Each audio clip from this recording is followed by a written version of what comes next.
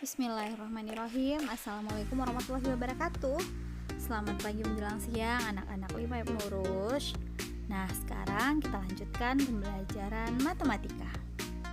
Pembelajaran kita hari ini yaitu denah dan skala, subtema posisi benda pada bidang koordinat.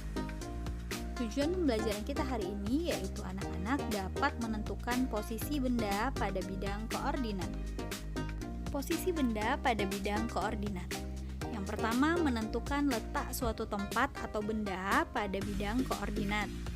Kita dapat lebih mudah menemukan letak suatu tempat atau benda jika digambarkan dalam peta-peta yang tersusun dalam kolom dan baris yang disebut dengan bidang koordinat.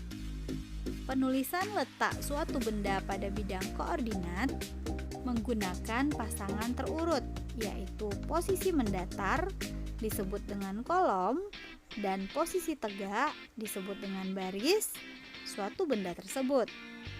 Menentukan letak suatu tempat atau benda pada bidang koordinat. Nah, bidang koordinat merupakan gambar peta-peta yang tersusun dalam baris dan kolom. Dalam menentukan letak suatu benda pada bidang koordinat, yang perlu diperhatikan adalah posisi mendatar dan posisi tegak suatu benda tersebut. Dahulukan posisi mendatar, setelah itu posisi tegak. Ingat kuncinya anak-anak, dahulukan posisi mendatar, setelah itu baru posisi tegaknya. Nah, perhatikan gambar berikut. Kita lihat gambar ayam. Ayam terletak di bidang koordinat apa? Coba kita lihat posisi mendatarnya. Ya, betul, ada di B.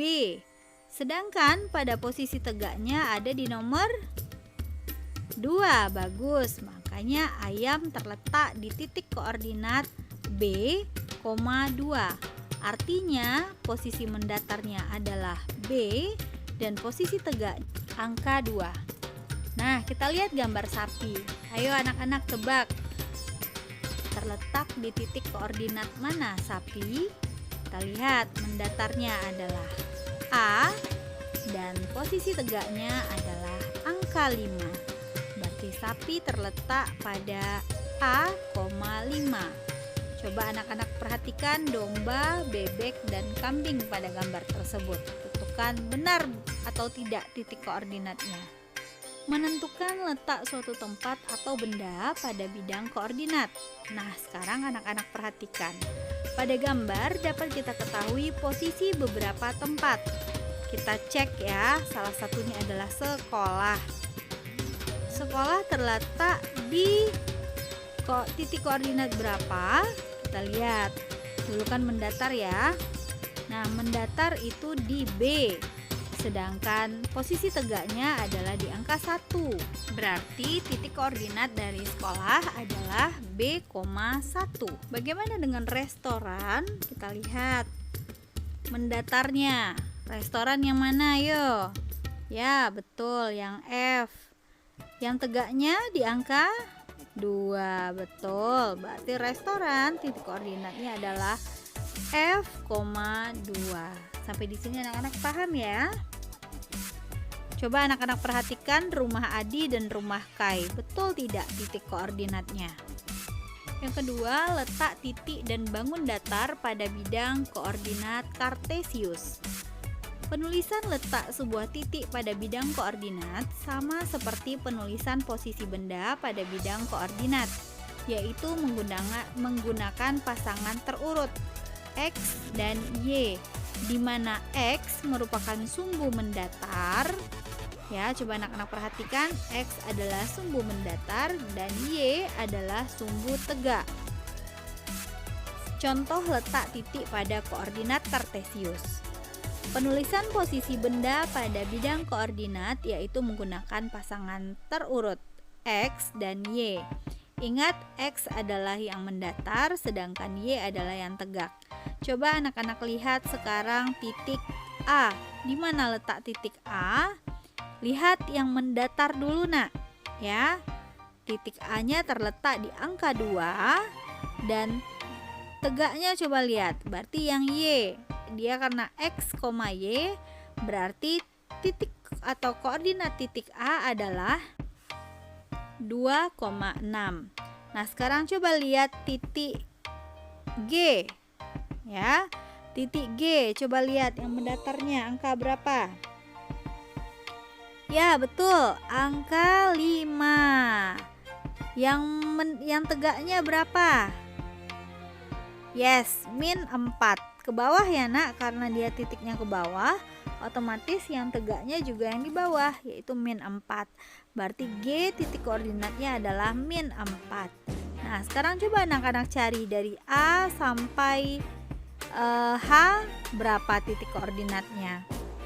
Letak titik dan bangun datar pada bidang koordinat kartesius. Perhatikan letak titik di bawah ini.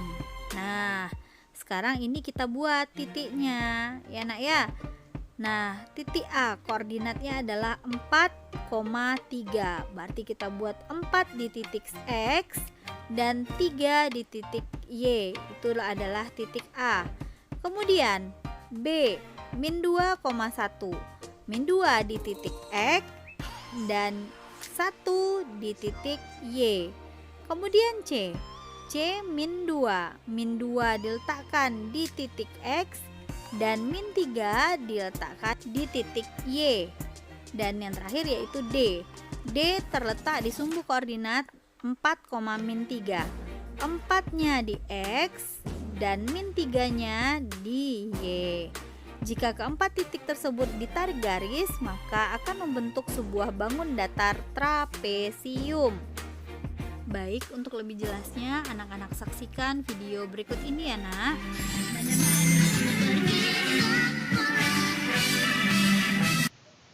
Halo anak-anak IMA kelas 5.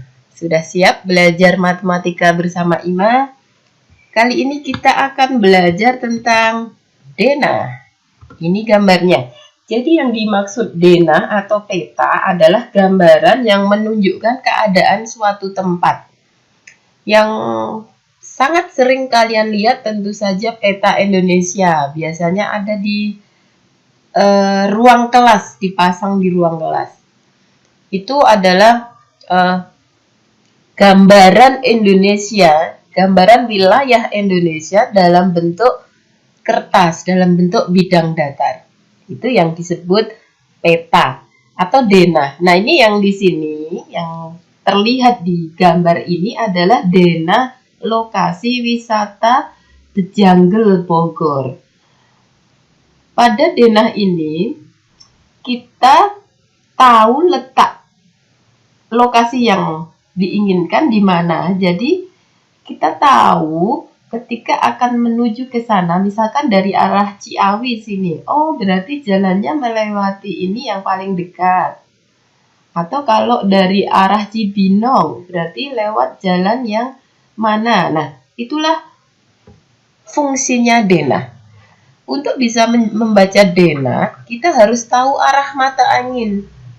Arah mata angin ini anak-anak sudah pernah belajar, bahkan di kelas 3 sudah diajarkan di pelajaran IPS. Jadi ibu hanya mengulang sedikit tentang arah mata angin ini. Ada 8 yang perlu kita ingat, perlu kita hafalkan. Dari mana? Kalau paling mudah dari utara boleh. Yang jelas pada denah atau peta, letak arah utara selalu menunjuk ke atas. Seperti ini, menunjuk ke atas.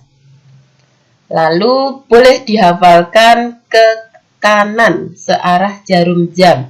Utara, timur laut, timur tenggara, selatan, barat daya, barat, barat laut. 8 itu yang perlu kita hafal. Nah, kalau sudah, kita akan coba membaca denah. Di sini ada beberapa tempat. Kita akan menghafal dulu ya, letak-letaknya, arahnya di sebelah mana. Kita akan jadikan toko kue ini sebagai pusat. Nah, anggap saja kita sedang berada di toko kue yang di tengah itu. Lalu sebagai bantuan kita taruh arah mata angin di situ.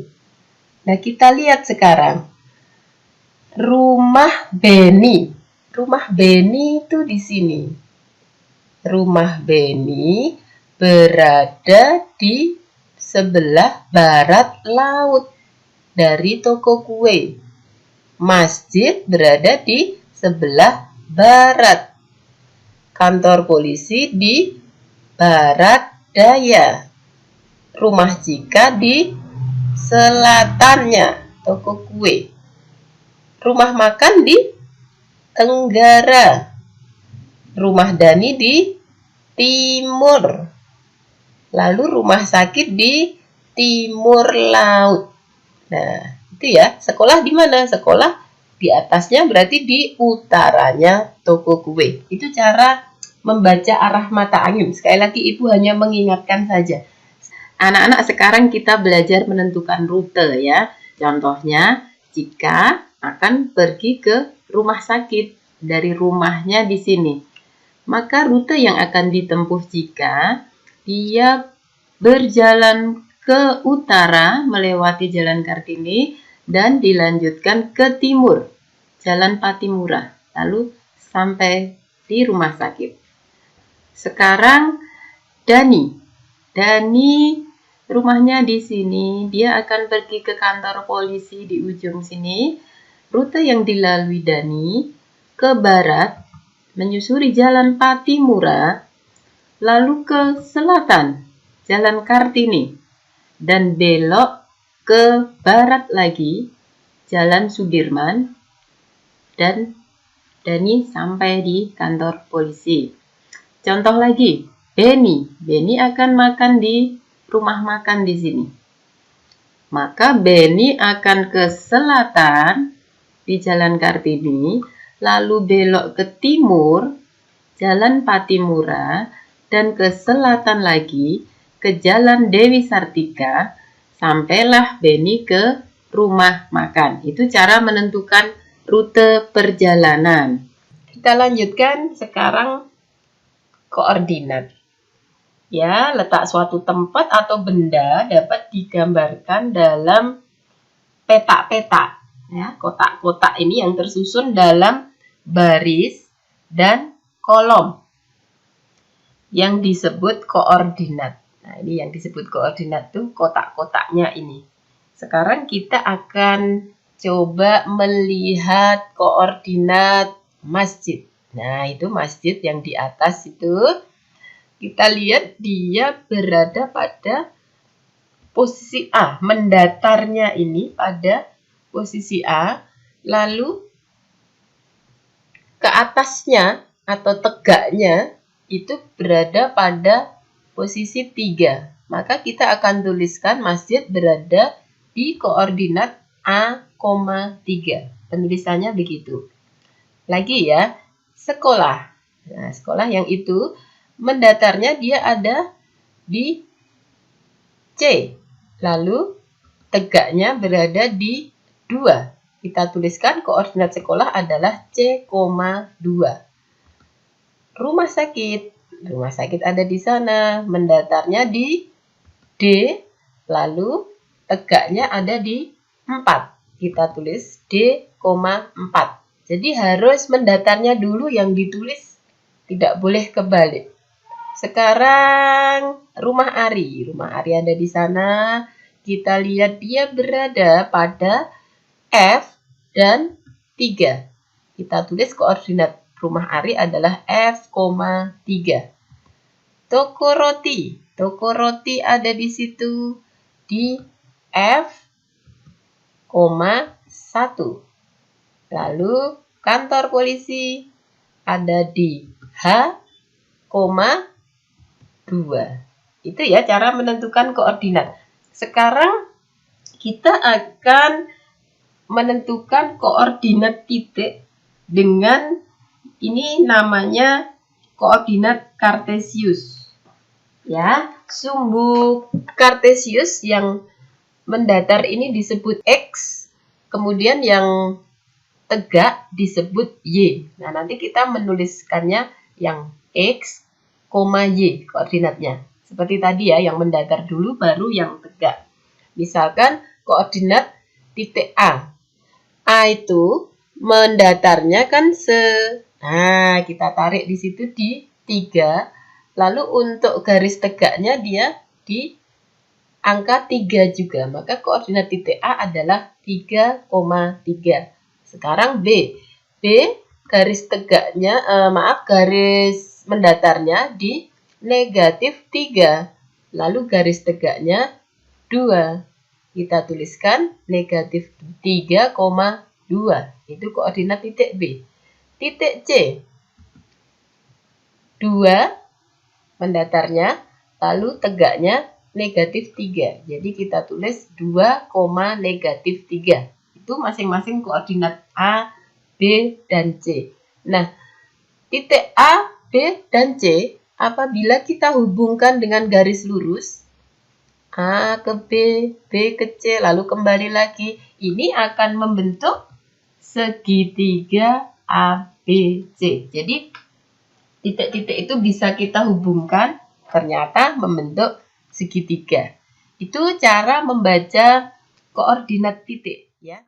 Nah, anak-anak sudah paham ya cara menentukan titik koordinat.